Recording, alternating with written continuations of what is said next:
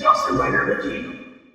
Hey YouTube, Dawson Rider here with my review of the MMPR comic 2018 annual. Here it is right here. Oh, one of the first times I've actually gotten a physical copy because I felt like it, and it's really neat. And it's got a really cool cover that features like upwards of 2 of the people that are actually in the issue. Actually, a couple of the people here are in the issue, but like Jen's not in it and Lauren's not in it.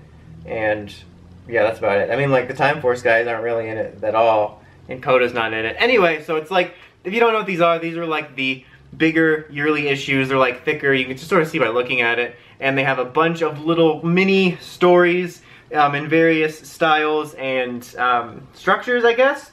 But this one is special because, as you can see, I don't know how to put that down so soon, it's Shattered Grid. So it actually is tying into the events of the main Shattered Grid storyline, which is running throughout all 3, if you want to count this as a separate thing, which kind of it is, you know, variations of the PR comic running right now.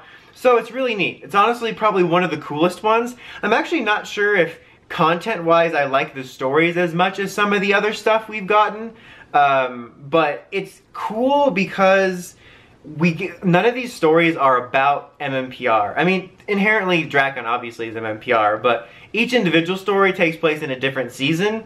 We have Zeo, I'm already forgetting it, Zeo, SPD, In Space, RPM, and Ninja Steel. I think I'm making sure I'm not forgetting anything. Yeah, so that's really cool. Honestly, it was almost like a dream come true for me in a way, because I've stated several times, both in my reviews and outside of my reviews, and just to random strangers, that I would love to see the Boom take on other teams besides MMPR with what great writers they are. And basically, like, all these series are kind of like, they're the Boom timeline ones, so they're like similar in like blueprint structure to ours, but there's going to be some differences. For the most part, within the confines of, you know, these stories, they're basically the ones you know from the show. Zeo, I think, is the only one that sort of gives away anything that it's part of the Boom universe, but everything else is fairly similar. I'm honestly really curious what people who were like casuals, MMPR fans, you know, like 90s is the best type of people that read this comic now think of like issues like this where we're meeting these teams that they may have never heard of or just seen pictures of. Anyway, I've gone on like 2 minutes, almost 3 minutes now, talking about nonsense. But it's really cool. I'll talk about something more about that in a little in spiel, but let's get to the actual bit of it. The first part is actually really, really cool. Probably one of my favorites. It's Zeo, taking place around the end of the series, roughly, if, you know, alternate timeline, you know, where it's better. But basically, it's like part of Jason's farewell after he stepped down from the Mantle of Gold.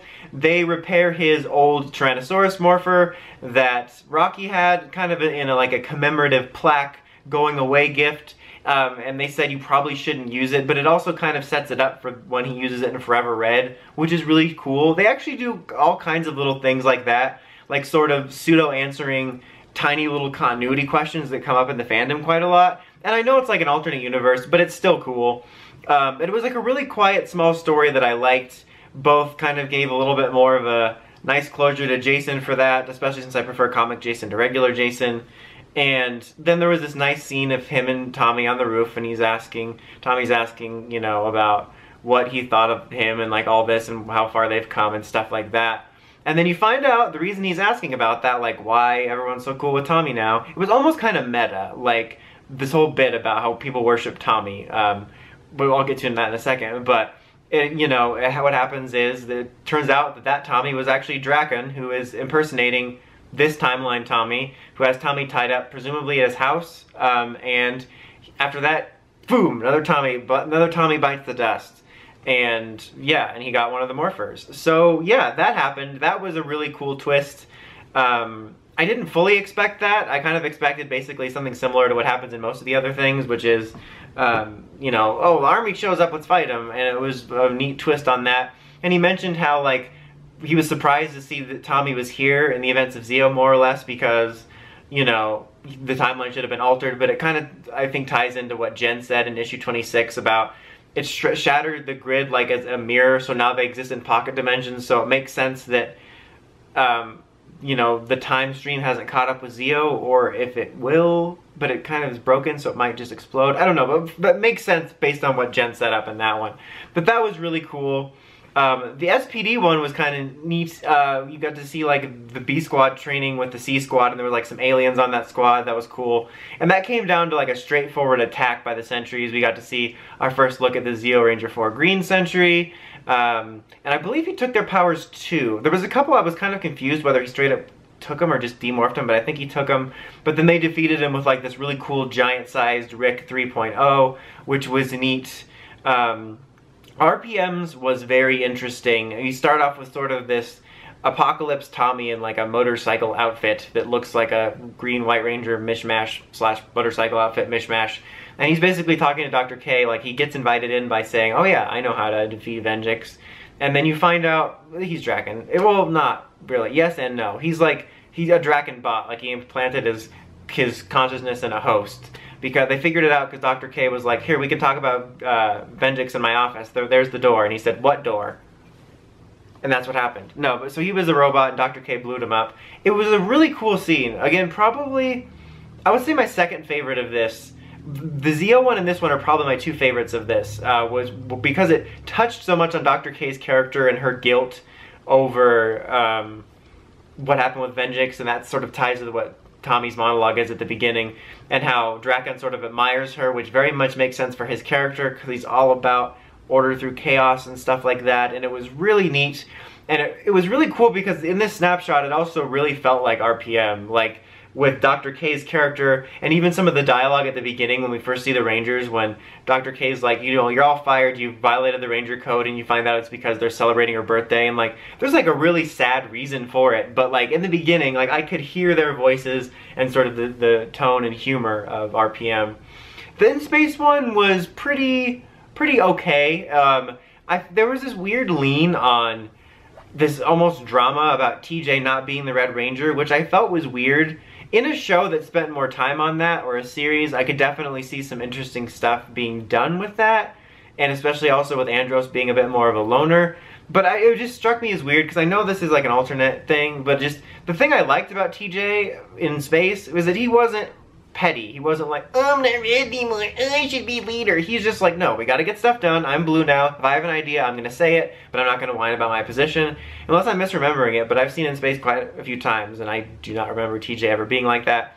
But they kind of leaned on that, and Draken was attacking, and TJ got jettisoned into space. And then we got Ninja Steel. One thing I want to talk about here is I've seen a lot of people say either they hope they don't see a team like Megaforce or Ninja Steel, or we hope that, or they're disappointed when we do see them. I actually am really glad that they're using teams that aren't as popular. Like, I like that we saw Samurai, I think I mentioned that in the review for 25 or 26, and then I like that we saw Ninja Steel here, because in a way, I'm actually was and am more excited to see the lesser teams that I didn't like Ninja Steel or Dino Charge for me, because in those series, I like the core concepts of the series and the core concept of the characters.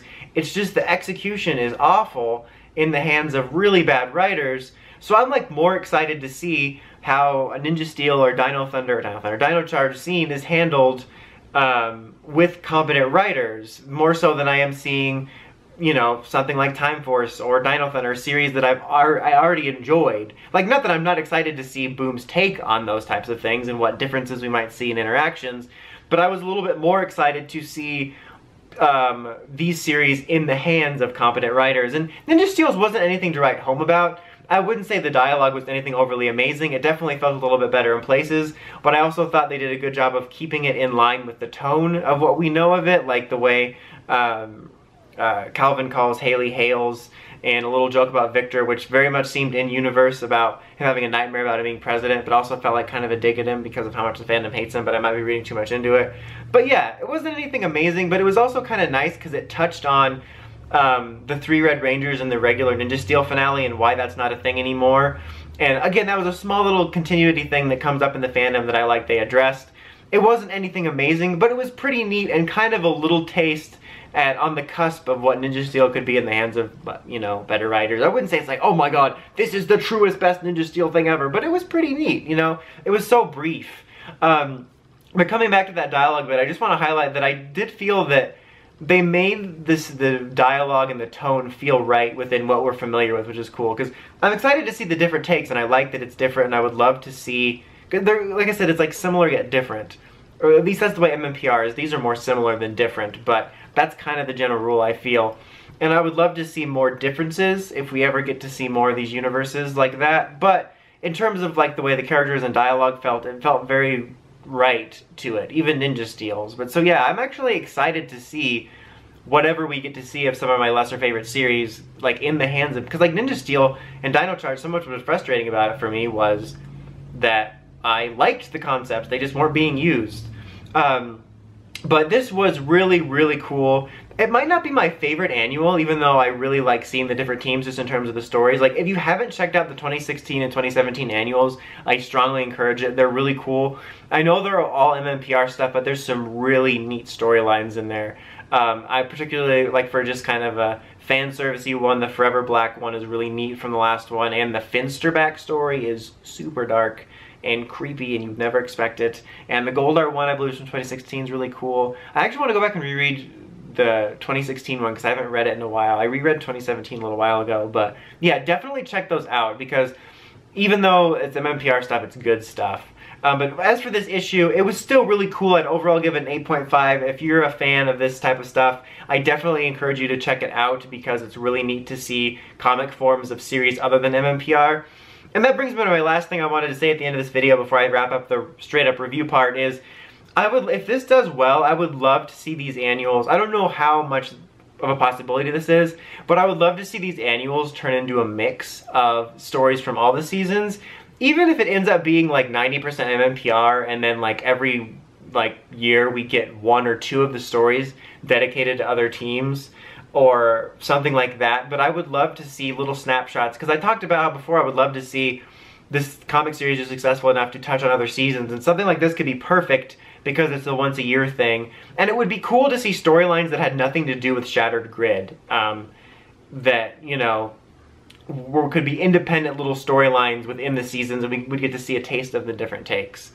And also, in case anyone thinks I forgot to mention it, I know that it leads into Drakon getting a piece of Ninja Steel Red's star because he broke it and it didn't work, so he has it for a purpose that's cliffhangered into more Shattered Grid stuff. I just wanted to remember that before someone tells me I forgot it. Anyway, overall, really cool. Definitely check it out. Next issue and next review will be Go-Go Power Rangers #9. Definitely looking forward to it. The worst part, again, about Shattered Grid is that I don't just have it all now. This is America. I want it now. Anyway, that's about it. Until next time, don't forget to like, comment, subscribe. Dawson Ryder, signing out.